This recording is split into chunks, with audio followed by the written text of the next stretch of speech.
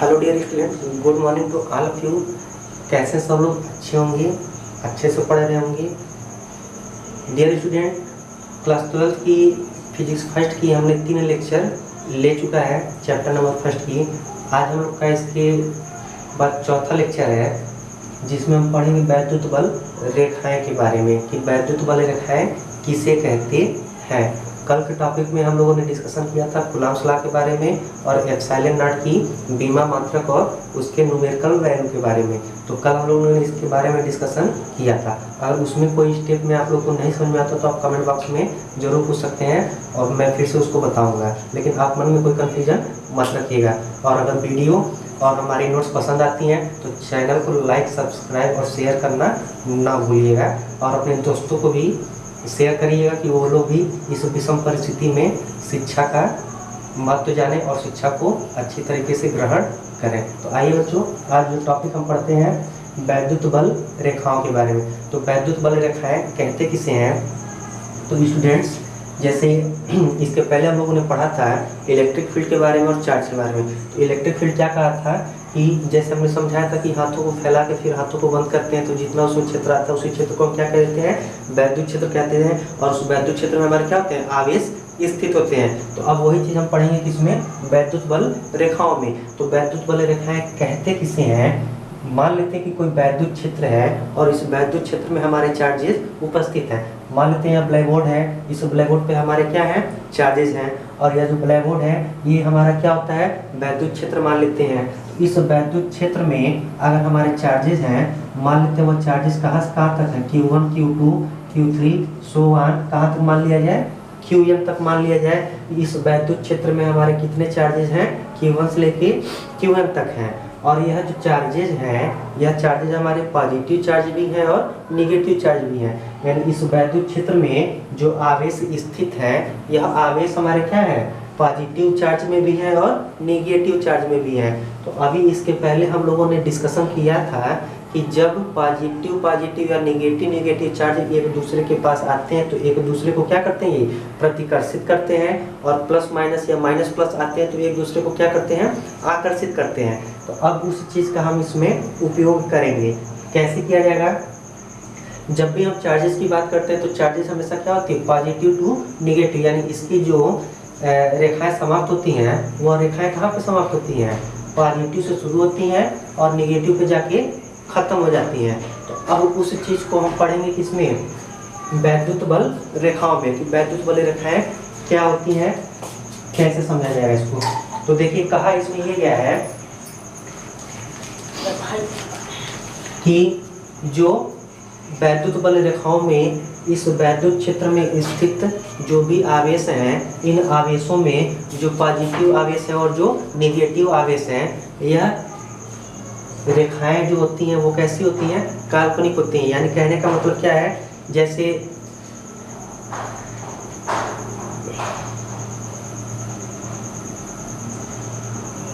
जैसे लॉजिकली हम लोग जानते हैं कि जब ब्लैक ए पार्ट दिखता है तो हम उसको कह देते हैं निगेटिव है, और जब रेड दिखता है तो उसको हम कह देते हैं वो पॉजिटिव है। तो हम यहाँ पे दो चीज़ लेके चलते हैं, एक निगेटिव और दूसरा पॉजिटिव। मैंने मार्कर लिया, मार्कर में लाल वाले को मैंने पॉजिटिव चार्ज मान लिया है और ब्लैक वाले को निगेटिव चार्ज मान लिया है और इसको हमने किसी वैद्युत क्षेत्र में रख दिया। अब कहता है कि जब यह एक दूसरे के पास आती हैं तो यह एक दूसरे को क्या करती हैं? आकर्षित करती हैं। तो आकर्षित क्यों करेंगी? क्योंकि एक पॉजिटिव और दूसरा क्या है? निगेटिव है। तो जब एक दूसरे को आकर्षित करेंगी तो जाहिर सी बात है इनके बीच कोई ना कोई बल कार्य करेगा और उसी बल को हम कह देते थे वैद्युत बल या आकर्षित वैद्युत बल, जिसको आकर्षण भी कहा जाता था। आकर्षण या प्रतिकर्षण बल पढ़ा गया था ना। वही जब एक दूसरे को आकर्षित कर रहे हैं तो उसको क्या कह देते हैं? आकर्षण बल। और वही आकर्षण बल हमारा क्या होता है? वैद्युत बल कहलाता है। अब देखिए, अब इसको और इसको जब हम एक पास लाते हैं, एक दूसरे को आकर्षित करती हैं, तो यानी कुछ ना कुछ इसमें ऐसी रेखाएं बनती होंगी, कुछ ना कुछ ऐसी लाइंस इसमें होती होंगी जो एक दूसरे को क्या कर रही हैं? अपनी ओर खींच रही हैं। और वो लाइन हमको दिखाई नहीं देती हैं, और जो लाइन हमें दिखाई नहीं देती हैं उसी लाइन को हम कह देते हैं वैद्युत बल रेखाएं। यानी चाहे पॉजिटिव चार्ज हो चाहे निगेटिव चार्ज हो। अब हम बात कर लेते हैं अगर एक नेगेटिव है दूसरा भी क्या है नेगेटिव, सेम चार्ज है तो एक दूसरे को क्या करेंगे प्रतिकर्षित करेंगे, यानी एक दूसरे से दूर जाएंगे। तो दूर जाने का मतलब इनके बीच कुछ न कुछ क्रियाएं रेखाएं बनती होंगी जिसकी वजह से एक दूसरे को क्या करती हैं प्रतिकर्षित करती हैं और वह लाइन हमें दिखाई नहीं देती हैं और उसी लाइन को हम क्या कह देते हैं वैद्युत बल रेखाएं कह देते हैं। और यह वैद्युत बल रेखाएं जो होता है धन आवेश से शुरू होकर ऋण आवेश पे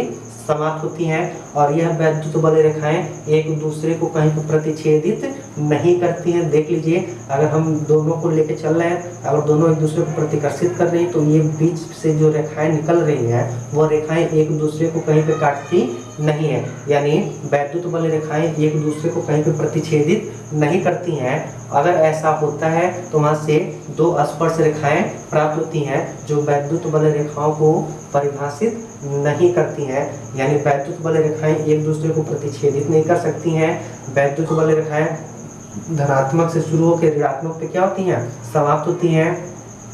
ऐसे कुछ पॉइंट्स और इसके हैं जो आप लोगों को मैंने पीडीएफ में प्रोवाइड किया है। अब चूंकि यहीं पे सारा चीज़ बताते चलेंगे तो वीडियो भी काफ़ी लॉन्ग हो जाएगा और आप लोगों को समझने में भी दिक्कत होगी। तो चूंकि नोट्स हमने प्रोवाइड किया बस उसको मैं स्टेप बाय स्टेप समझा रहा हूँ कि ये कैसे होता है। तो बस दिमाग में इतना रखिए कि जब सेम चार्ज होंगे तो एक दूसरे को प्रतिकर्षित करेंगे और जब प्रतिकर्षित करते हैं तो इनके बीच में कुछ न कुछ क्रिया रेखाएं बनती हैं और वो जो क्रिया रेखाएं बनती हैं उन्हीं क्रिया रेखाओं को हम कहते हैं वैद्युत बल रेखाएं, जो हमको दिखाई नहीं देती हैं चाहे पॉजिटिव चार्ज से हो चाहे नेगेटिव चार्ज से। तो इसके कुछ डायग्राम हम आपको बना के दिखा देते हैं।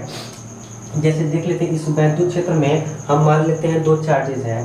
पहला चार्ज में मान ले रहा हूँ कि एक चार्ज हमारा क्या है पॉजिटिव और दूसरा चार्ज हम क्या मान लेते हैं नेगेटिव। क्लियर है। अब इस पॉजिटिव से भी कुछ ना कुछ क्रिया रेखाएं बनेंगी और इस नेगेटिव से भी कुछ ना कुछ क्रिया रेखाएं बनेंगी।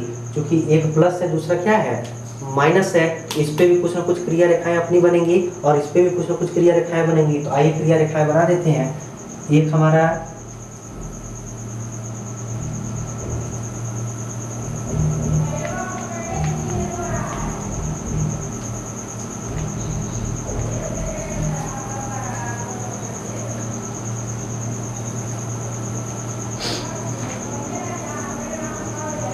देखिए अब इन दोनों एक पॉजिटिव चार्ज के लिए और एक नेगेटिव चार्ज के लिए हमने दोनों की क्रिया रेखाएं बनाई हैं। देखिए जैसे यहाँ पे मैंने इस मार्कर को रखा है जो पॉजिटिव चार्ज को बताता है और यहाँ पे मैंने नेगेटिव चार्ज को रखा है ब्लैक वाले मार्कर को। अब इनसे कुछ न कुछ क्रिया रेखाएं बनेंगी और इस पॉजिटिव चार्ज से भी कुछ न कुछ क्रिया रेखाएं बनेंगी और यही क्रिया रेखाएं एक दूसरे को प्रतिकर्षित भी करती हैं और आकर्षित भी करती हैं। इस वजह से इन क्रिया रेखाओं को हम कहते हैं वैद्युत बल रेखाएं।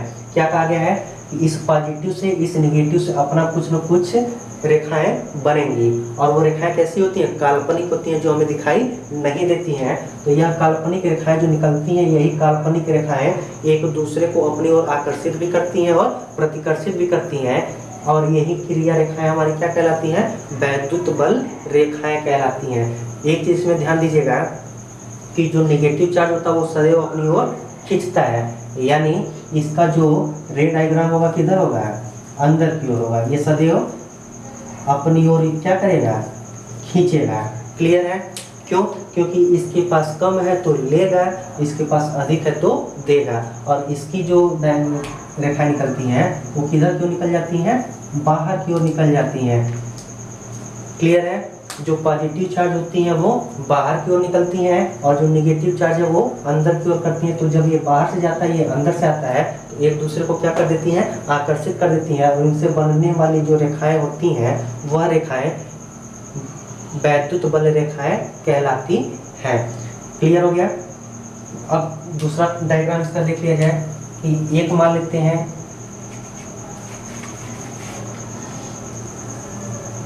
पॉजिटिव चार्ज और दूसरा यहाँ मान लेते हैं नेगेटिव चार्ज।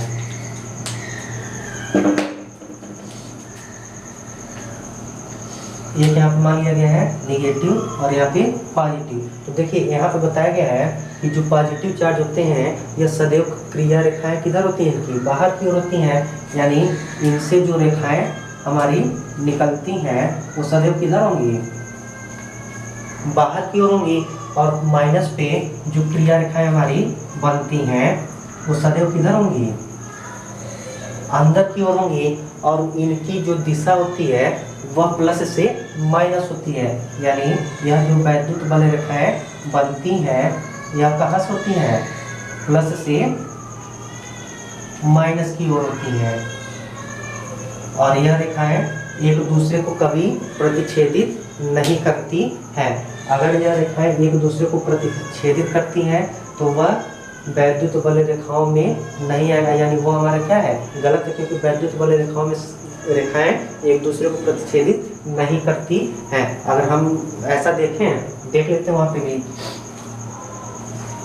देखिए, अब यह दो बल रेखाएं हैं, यह दो बल रेखाएं, इन दोनों बल रेखाओं को देखा गया है किसी न किसी बिंदु पर एक दूसरे को काटती हैं। तो जब काटती हैं तो यहाँ से दो स्पर्श रेखाएं निकलती हैं, ये इधर और ये इधर, जो संभव नहीं है कि यह वैद्युत बल रेखा होगा। इसलिए कहा जाता है कि वैद्युत बल रेखाएं काल्पनिक और निष्कोण वक्र होती हैं जो एक दूसरे को प्रतिच्छेदित नहीं करती है। ये रेखा वैद्युत बल रेखा नहीं है, क्योंकि एक दूसरे को काट रही है और काटाने बिंदु से दो स्पर्श रेखाएं प्राप्त हो रही हैं, जो संभव नहीं है।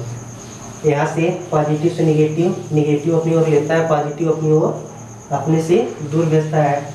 यहाँ पे पॉजिटिव अपने से दूर, निगेटिव अपनी ओर खींचता है। तो ये सब जो रेखाएं होती हैं, ये रेखाएं क्या कहलाती हैं, वैद्युत बल रेखाएं कहलाती हैं। तो डिफिनेशन कैसे लिख दिया जाएगा, वैद्युत क्षेत्र में खींचा गया वह काल्पनिक एवं निष्कोण वक्र जिस पर एकांक एवं पृथक्कृत धन आवेश चलता है वैद्युत बल रेखा कहलाता है। देखिए क्या कहा गया है कि वैद्युत क्षेत्र में खींचा गया, यह वैद्युत क्षेत्र है, इस वैद्युत क्षेत्र में हमारे चार्जेस उपस्थित हैं। तो वैद्युत क्षेत्र में खींचा गया वह काल्पनिक, देखिए सारी कल्पनाएं हैं, काल्पनिक का मतलब कल्पना है कि ये रेखा इसमें से कुछ न कुछ बनती है, काल्पनिक एवं निष्कोण वक्र। निष्कोण वक्र का मतलब ये जो एंगल बनाते चले, वक्र का मतलब क्या है, अब इनके बीच जो भी फिगर बनता है वो फिगर हमारा क्या होगा, निष्कोण वक्र,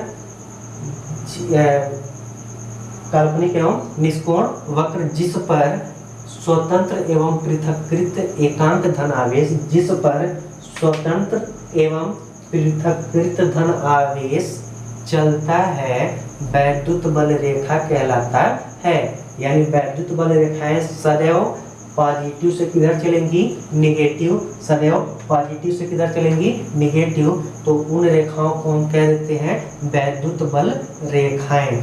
इनकी कुछ प्रॉपर्टी हैं, प्रॉपर्टीज आप लोगों को मैंने पीडीएफ के रूप में दिया है। तो प्रॉपर्टी में क्या लिख देंगे, पहला नंबर लिख दिया जाएगा कि वैद्युत बल रेखाएं सदैव धन आवेश से प्रारंभ होकर ऋण आवेश पर समाप्त होती हैं। दूसरा, वैद्युत बल रेखाएं कभी भी एक दूसरे को प्रतिच्छेदित नहीं करती हैं।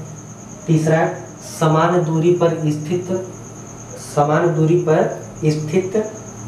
समांतर बल रेखाएं एक समान वैद्युत क्षेत्र को और असमांतर जो बल रेखाएं होती हैं वो असमान वैद्युत क्षेत्र को क्या करती हैं, प्रदर्शित करती हैं। तो ये सब हमारे क्या हो जाएंगे, वैद्युत बल रेखाओं की प्रॉपर्टी हो जाएंगे, गुण हो जाएंगे। जो आप लोगों को हम दिए हैं आप लोग पढ़ लीजिएगा, कोई दिक्कत नहीं है, सब कुछ अच्छे से समझ में आएगा। बस यहाँ पे लॉजिकली मैं समझा रहा हूँ कि जो रेखाएं बनती हैं वही रेखाएं हमारी क्या कहलाती हैं, वैद्युत बल रेखाएं कहलाती हैं। अब इसमें से 2 नंबर, 1 नंबर का क्वेश्चन आपका जरूर पूछता है, आपके बोर्ड के एग्जाम में पूछे जाते हैं इसमें से। तो इसको आप लोग अच्छे से पढ़ लीजिए कि वैद्युत क्षेत्र में खींचा गया वह काल्पनिक एवं निष्कोण वक्र जिस पर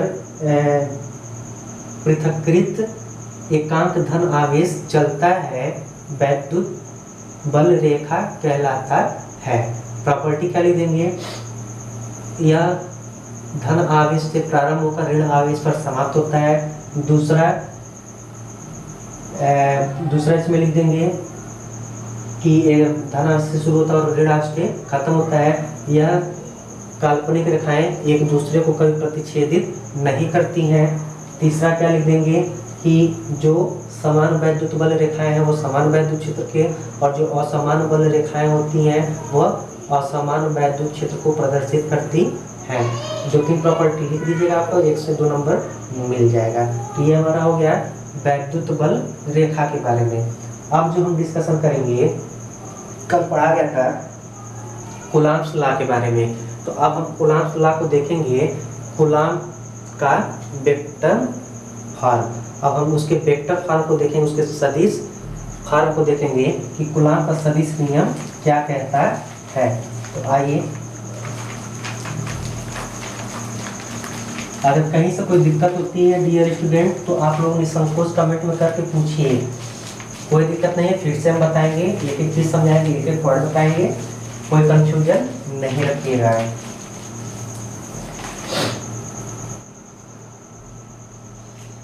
तो जैसे कि बेटा अब हमारा जो नेक्स्ट टॉपिक है कूलॉम्स लॉ के बारे में, तो आइए देख लेते हैं कूलॉम्स का नियम का सदिश स्वरूप, यानी वेक्टर फॉर्म्स ऑफ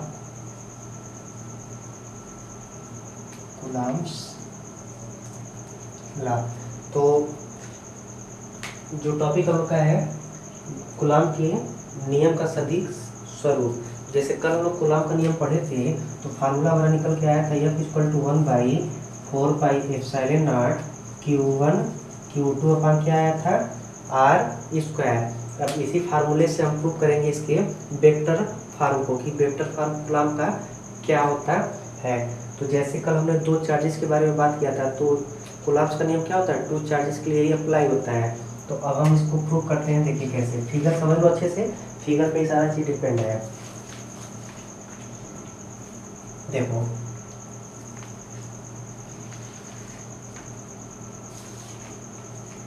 हमने 3 प्लेन मान लिया, एक्स वाई और जेड, जिसमें X Y plane, Y Z plane और जेड एक्स प्लेन है। किसी एक प्लेन में हम 2 चार्जेस ले लेते हैं,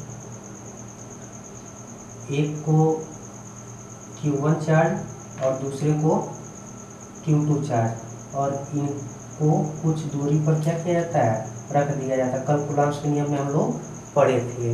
इतना क्लियर हो रहा है कि कोई 2 चार्ज Q1 और Q2 है जो R मीटर के डिस्टेंस पे रखे जाते थे, कूलॉम्स के नियम में पढ़ा गया था। तो अब यहाँ पर भी 2 चार्ज होंगे Q1 और Q2 जो किसी डिस्टेंस पर क्या किए गए हो, रखे गए हो। तो अब कहा जाएगा इन चार्जेस का, या इसका क्या है, ओरिजिन है, जिसको हम क्या कहेंगे, O। अब इन दोनों चार्जेस का इस ओरिजिन से कुछ न कुछ डिस्टेंस होगा। तो अब वह डिस्टेंस हम यहाँ डिनोट कर देते हैं। इसको थोड़ा सा मैं ऊपर लिख दे रहा हूँ यहाँ पे, यह Q1 और यह हमारा क्या हो जाएगा, Q2 हो जाएगा। इन दोनों चार्जेस का इस मूल बिंदु O से कुछ न कुछ दूरियां होंगी। तो उन दूरियों को हम मान लेते हैं कि जो Q1 का डिस्टेंस है वेक्टर R1, Q1 है तो R1, और Q2 है तो क्या हो जाएगा, वेक्टर R2 हो जाएगा। क्लियर। अब कहता है इन दोनों चार्जेस के कारण कोई ना कोई वैद्युत बल लगता है। तो एक वैद्युत बल हमारा किधर होगा, इधर की ओर होगा, और एक वैद्युत बल किधर होगा, ऊपर की ओर होगा। क्लियर है।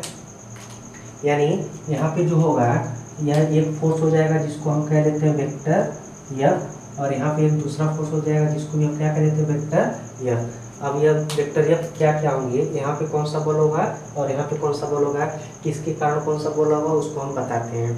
तो देखिए, जब भी Q1 से Q2 की ओर हम बल लगाते हैं, यानी कल्पना करिए कि जैसे मैं हूँ और मेरे सामने कोई खड़ा है और मैं उसको धक्का लगा रहा हूँ, तो जब मैं धक्का लगा रहा हूँ तब तो उसकी स्थिति में परिवर्तन हो रहा है। तो यानी मेरे कारण उसके अंदर परिवर्तन हो रहा है। तो जब मेरे कारण उसके अंदर परिवर्तन होगा तो वह फोर्स किधर होगा, उसी की ओर होगा, उसके आगे की ओर। और जब वह मेरे ऊपर फोर्स लगाएगा तो वह फोर्स किधर होगा, पीछे की ओर यानी हमारी ओर होगा। तो अब देखिए यहाँ पे जैसे Q1 के कारण Q2 पे फोर्स लग रहा है तो किधर लगेगा, आगे की ओर लगेगा।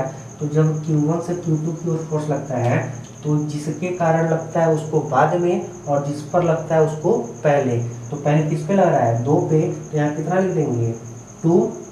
किसके कारण लग रहा है, 1 के कारण, यानी यहाँ पे कितना लिख देंगे F21। यहाँ पे जो फोर्स लगेगा F21 due to charge Q1 to Q2। Clear है, यानी Q1 से Q2 के कारण जो बल लगता है वो कितना होता है F21 होता है। और ऐसे ही जब हम Q2 से Q1 पे बल लगाते हैं तो जो लगाता है वह बाद में और जिस पे लगता है वो पहले। तो किस पे लग रहा है, 1 पे लग रहा है, तो 1 पहले हो जाएगा। किसके कारण लग रहा है, दूसरे के कारण, तो F12 हो जाएगा। इतनी बात क्लियर हुई। क्या कहा गया है कि 2 चार्जेस हैं Q1 और Q2 किसी डिस्टेंस पर रखे हैं। अभी डिस्टेंस पता किया जाता कितना है और उनकी जो मूल बिंदु से दूरियां हैं कितनी है, R1 और R2 है। Q1 के कारण Q2 पे जो फोर्स है F21 है। मैं यहाँ की साइड में लिख दे रहा हूँ, Q1 के कारण Q2 पर बल F21 और Q2 के कारण Q1 पर जो बल होगा वेक्टर F12 हो जाएगा। क्लियर है। अब कहता है इतनी चीज़ हमको पता चल गई, अब हमको डिस्टेंस निकालना है कि Q1 Q2 के बीच कितना होगा और Q2 से Q1, क्योंकि 2 बल लग रहा है, एक F21 और एक F12। तो हमको दूरियां भी कितनी चाहिए, 2 चाहिए। तो दूरियां कैसे निकलती, देखिए दूरियां पहले किधर से चले, Q1 से Q2 की ओर, यानी दूरी पहले किधर से होगी 1 से 2 की ओर, और जब Q2 से Q1 चलेगी तो 2 से 1 की ओर। तो अब जब हम स्थिति सदिश की बात करते हैं तो यहाँ साइड में हम लिख दे रहे हैं भी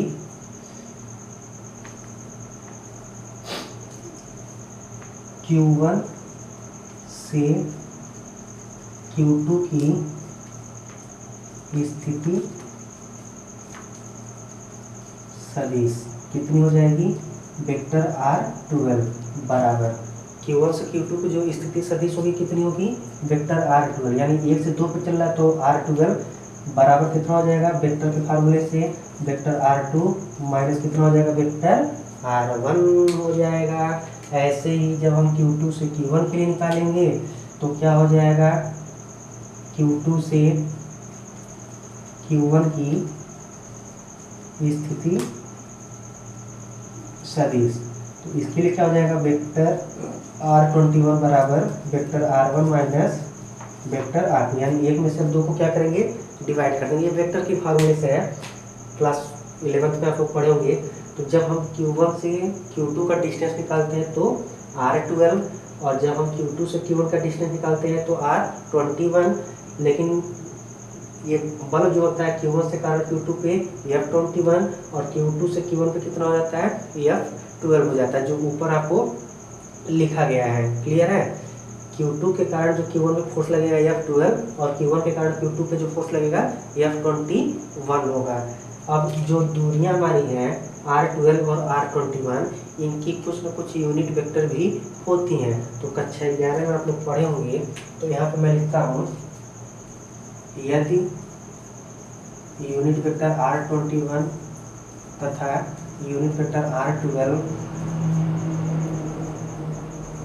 की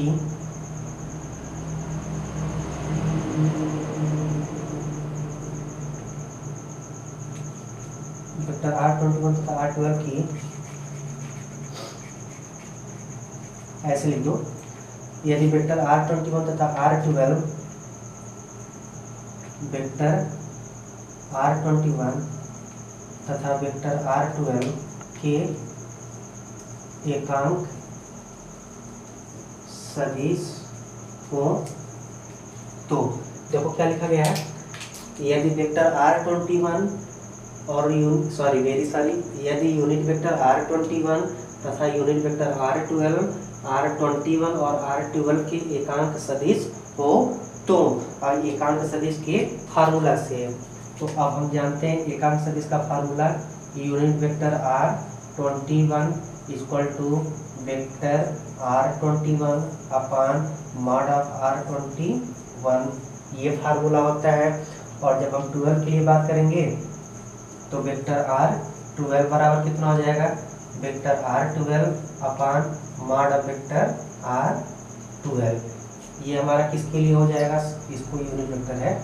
यूनिट वेक्टर R12 और R21 के मान जो हम फर्स्ट ईयर के फार्मूले से निकाल रहे हैं, यूनिट वेक्टर का मान वहाँ पढ़ा जाता था mod of vector A upon mod of vector A, और यहाँ पे चूंकि दूरी R में है तो R वेक्टर R21 अपन कितना हो जाएगा, मॉड ऑफ वेक्टर R21, और यूनिट वेक्टर R12 के लिए vector R12 upon mod of vector R12। अब इतनी दूरियां हमको पता चल गई।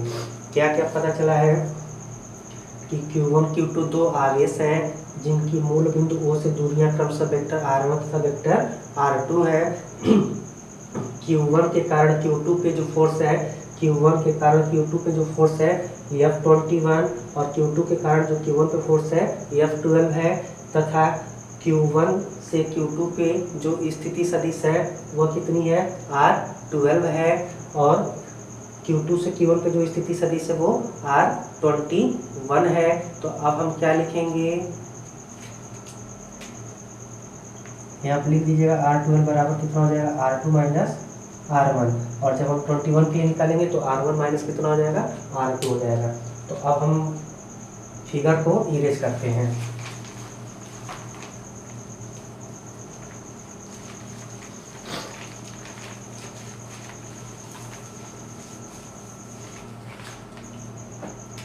अब लिखा जाएगा ऐसे, कूलाम के नियमानुसार। अब कूलाम के नियम से हम क्या जानते हैं कि फार्मूला हमारा क्या होता है, F equal to 1/4πε0 into Q1 Q2 upon R²। ये फार्मूला हम लोगों ने कल कूलाम के नियम में पढ़ा था। तो अब यहाँ पे देखो दो फोर्स लग रहा है, एक Q1 के कारण Q2 पे बल कितना है F21, और Q2 के कारण Q1 पर बल कितना है F12। तो हम यहाँ पे किसके लिए निकाल रहे हैं, पहले Q2 के कारण Q1 पर। तो Q2 के कारण Q1 पर देखो, Q2 के कारण Q1 पर जो बल है कितना है F12 है, तो यहाँ पे कितना हो जाएगा वेक्टर F12। 1/4πε0 जैसे है वैसे रहेगा। Q1 Q2 दो चार्ज था, उसमें कोई चेंजिंग नहीं होगा। अब दूरी है देखो Q2 से Q1 के लिए, तो देखो Q2 से Q1 की जो स्थिति सदिश से कितनी है R21, तो यहाँ पे हम लिख देंगे वेक्टर R21 स्क्वायर है तो स्क्वायर, और जब हम वेक्टर निकाल रहे हैं तो यूनिट वेक्टर लगाना कंपलसरी होता है। तो इंटू कितना हो जाएगा, unit vector R21। Is that clear. क्या कहा गया, जब Q2 से Q1 पर बल निकाला गया तो कितना था F12, तो F12 equal to 1/4πε0 into Q1 Q2 upon mod of vector R21, क्योंकि Q2 से Q1 के लिए देखो स्थिति सदिश कितनी बताई गई है, Q2 से Q1 की स्थिति सदिश वेक्टर R21, तो वेक्टर R21 और यूनिट कितना हो गया वेक्टर R21। तो अब क्या किया जाएगा, देखिए vector F12 equal to 1/4πε0 into Q1 Q2 upon mod of vector R21 का स्क्वायर टू स्क्वायर इंटू, अब देखो यूनिट वेक्टर R21 का मान यहाँ निकाला गया। देखो unit vector R21 vector R21 upon mod of vector R21, तो अब यहाँ हम लिख देंगे vector R21 upon mod of vector R21। कोई दिक्कत नहीं होनी चाहिए, कोई दिक्कत होता है तो पूछिएगा कमेंट बॉक्स में। F12 इक्वल टू क्या हो जाएगा 1/4πε0 Q1 Q2 अपान, देखो मॉड ऑफ R21 का यहाँ स्क्वायर है, यहाँ पावर कितना है 1 है, जब बेस इक्वल होते हैं तो पावर क्या होते हैं जुड़ जाते हैं, तो यहाँ पे हो जाएगा मॉड ऑफ वेक्टर R21 का क्यूब इंटू R21। कोई दिक्कत नहीं। अब देखो वेक्टर R21 का मान यहाँ निकाला गया है, R1 माइनस R2। तो हम लिख सकते हैं vector F12 equal to 1/4 pi epsilon naught into Q1 Q2 upon R21 का मान हो जाएगा vector R1 minus R2, cube है तो cube into R1 minus R2। इसको बना लेते हैं क्वेश्चन नंबर 1। कोई दिक्कत? तो हमने F12 का मान निकाल लिया। ऐसे हम किसके लिए निकालेंगे अब? F21 के लिए। तो देखो एक छोटा सा लॉजिक मैं बता दे रहा हूँ। जब यहाँ पे F12 निकालेंगे तो डिस्टेंस 21 यानी अपोजिट, 12 है तो 21, 21 होगा तो 12। क्लियर हो रहा है? जब भी 12 का हम बल निकालेंगे तो दूरी किस में रखेंगे? 21 में। और जब हम 21 का निकालेंगे तो दूरी किस में हो जाएगी? किस में हो जाएगी?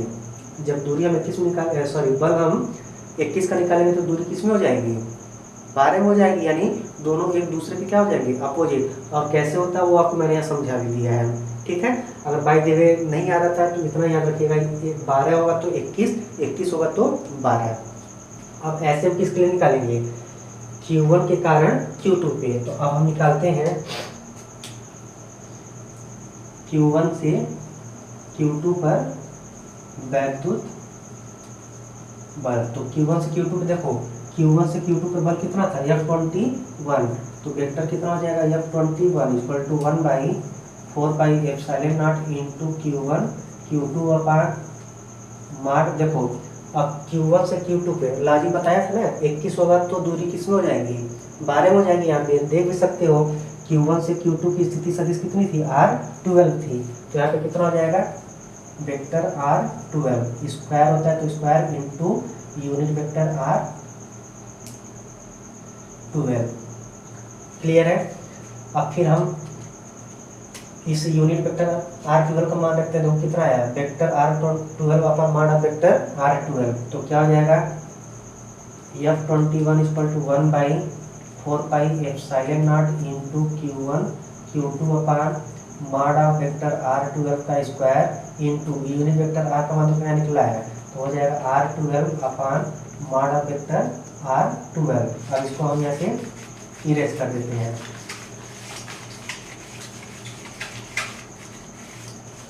अब क्या हो जाएगा? F21 equal to 1/4 pi epsilon naught into Q1 Q2 upon base equal है तो पावर जुड़ जाएगा। तो mod of vector R12 cube into R12 हो जाएगा। क्लियर है? देखो R12 का मान यह निकाला गया R2 माइनस R1। तो अब हम रख देते हैं F21 equal to 1/4 pi epsilon naught into Q1 Q2 upon यहाँ हो जाएगा vector R2 minus vector R1, cube है तो cube into vector R2 minus vector R1। Clear है? इसको हम बना देते हैं समीकरण नंबर 2। तो देखो समीकरण 1 में F12 इक्वल टू इतना आया था और समीकरण 2 में इतना है। यानी 1/4 पाई एप्सिलॉन यहाँ पे भी है, 1/4 पाई एप्सिलॉन यहाँ पे भी है, Q1 Q2 यहाँ भी है, Q1 Q2 यहाँ पे भी है। यहाँ पे mod vector vector R2 minus vector R1 है और यहाँ पे R1 माइनस R2 है। अगर हम किसी एक फंक्शन को चेंज करते हैं तो हमारा एक पक्ष बराबर हो जाएगा तो दूसरा पक्ष क्या हो जाएगा? आपस में बराबर हो जाएगा। तो आप लोगों ने पढ़ा होगा जब वेक्टर में, तो वेक्टर में बताया जाता होगा कि जब भी हम किसी वेक्टर से माइनस कॉमन लेते हैं तो उसके परिमाण पे कोई अंतर नहीं पहुंचता, यानी उसके परिमाण पे कोई अंतर नहीं होगा। तो अब यहाँ से हम देखते हैं अगर अतः समीकरण 2 से, अब समीकरण 2 से अगर हम माइनस कॉमन कर लेते हैं तो vector F21 equal to minus common कर लिए तो 1/4 pi epsilon naught into Q1 Q2 upon. अब माइनस कॉमन किए हैं तो जो माइनस होगा वो प्लस हो जाएगा, जो प्लस होगा वो माइनस हो जाएगा। तो यहाँ से हो जाएगा mod R1 minus R2, Q है तो cube into R1 minus R2। देखो जो प्लस था उसको माइनस, जो माइनस था उसको प्लस। अब इसको समीकरण नंबर 3 कर दिया गया। अब देखो समीकरण 1 और समीकरण 3 का बायां पक्ष बराबर है तो दायां पक्ष भी क्या हो जाएगा? बराबर हो जाएगा। तो अब हम लिख सकते हैं